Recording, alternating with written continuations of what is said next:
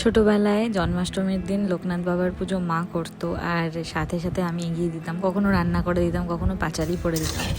কিন্তু এখন পুরো পুজোটাই আমি নিজে হাতে করি, ভোগ রান্না থেকে পাঁচালি সবটাই, সেটাই নিজের জন্য ফ্রেম করে রেখেছি পরে যাতে দেখতে পারি আর তোমাদের সাথেও শেয়ার করে নেব তার কিছু কিছু মুহূর্ত।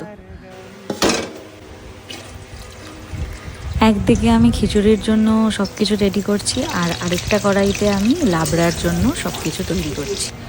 আগে সমস্ত কিছু ভেজে তুলে রাখবো, তারপরে ফোড়ন দিয়ে লাবড়াটা বানাবো। আর এপাশে খিচুড়ির হাঁড়িতে জল গরম করে নিয়েছি আগে, তার মধ্যে হলুদ দিয়ে ডালটা দিয়ে দিয়েছি।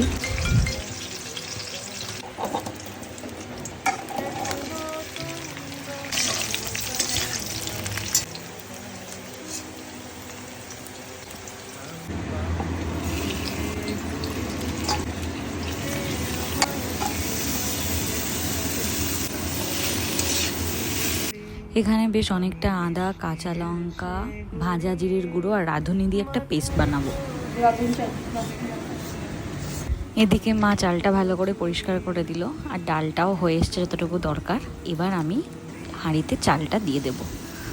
দেন সবজির যে লাস্ট ব্যাচটা ছিল ওটা ভেজে আমি তুলে নেব, আর কড়াইতে তেল দিয়ে দিয়ে দেব নারকোল ভাজতে। আগে ভেজে নেব নারকোল, তারপর ভেজে নেব বড়ি।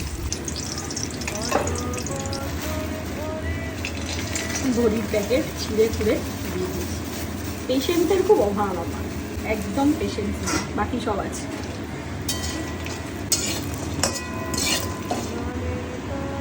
দেন ওই তেলের মধ্যে ঘি দিয়ে দেবো, ফোড়নে দেবো শুকনো লঙ্কা, তেজপাতা, 5 ফোড়ন, তার সাথে নারকোল কোড়াটাও দিয়ে দেবো। ওটা ভাজা ভাজা হয়ে গেলে ওর মধ্যে যে আদার পেস্টটা করে রেখেছিলাম সেই আদার পেস্টটা দিয়ে দেবো, আর তার সাথে দিয়ে দেবো কিছু গুঁড়ো মশলা, লঙ্কার গুঁড়ো, জিরে গুঁড়ো, ধনে গুঁড়ো, আর একটু হলুদ।